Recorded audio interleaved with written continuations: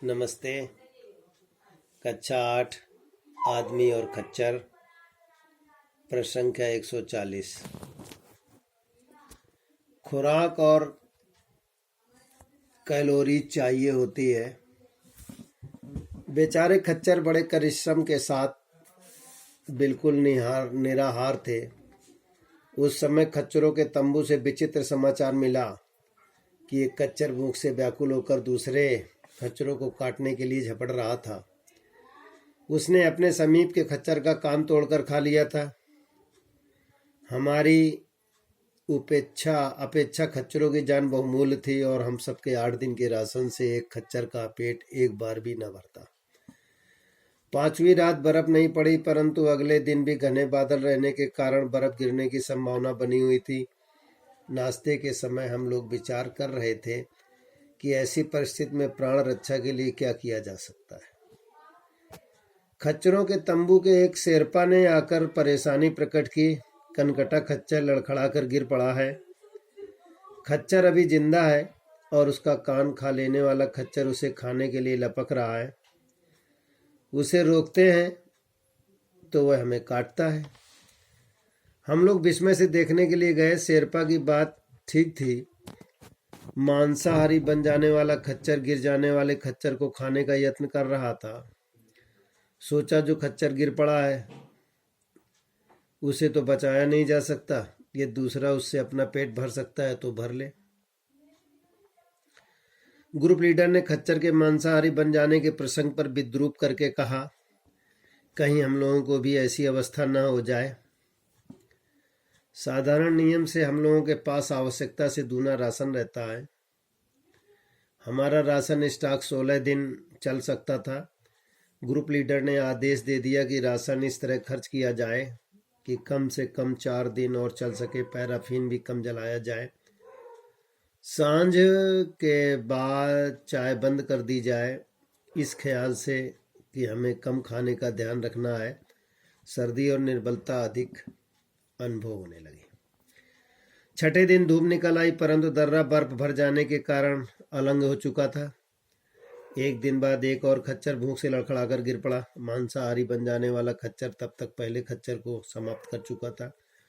वह मांसाहारी पशुओं से चीतों की तरह खच्चर के शरीर के पंजर को तोड़ नहीं सका था। ऊपर से जितना मांस खा सकता था खा गया।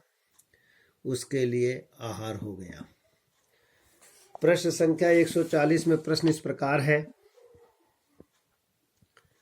खुराक में किसकी आवश्यकता होती है? किसने किसके कान तोड़कर खा लिए? दूसरा प्रश्न है, 5वीं रात का मौसम कैसा था? तीसरा प्रश्न है, शेरपा कौन था? चौथा प्रश्न है, 5वां प्रश्न है, हम लोगों ने क्या निश्चय किया कि गिरे खच्चर को बचाया जाए न बचाया जाए? 6वां प्रश्न है, हमारा स्टॉक कितने दिनों के लिए है? 7वां प्रश्न है, किस कारण दर्रा अलंग हो चुका था? अब प्रश्न संख्या 141। 8वें दिन से शेर खच्चर गिरने लगे। मांसाहार अपना लेने वाला खच्चर उनसे निर्वाह करता रहा। खच्चरों के शरीर भूख से सूख गए थे, उनमें मांस ही कितना था। 6 दिन अच्छी धूप लग जाने से ढालों पर जगह जगह बर्फ पिघल गई थी, परंतु दर्रा अलंग ही था और मैदान पर भी बर्फ की 4 इंच गहरी तह मौजूद थी। दर्रे के दाहिने कुछ अंतर पर स्थान शेष धार से नीचा था। हम लोग दूरबीनें लेकर उस स्थान के विषय में विचार कर रहे थे कि इस बर्फ की थाली में जाम जाने की अपेक्षा मुक्ति के प्रयत्न में मरना बेहतर होगा। गत संध्या ओले का बादल फिर दिखाई दिया।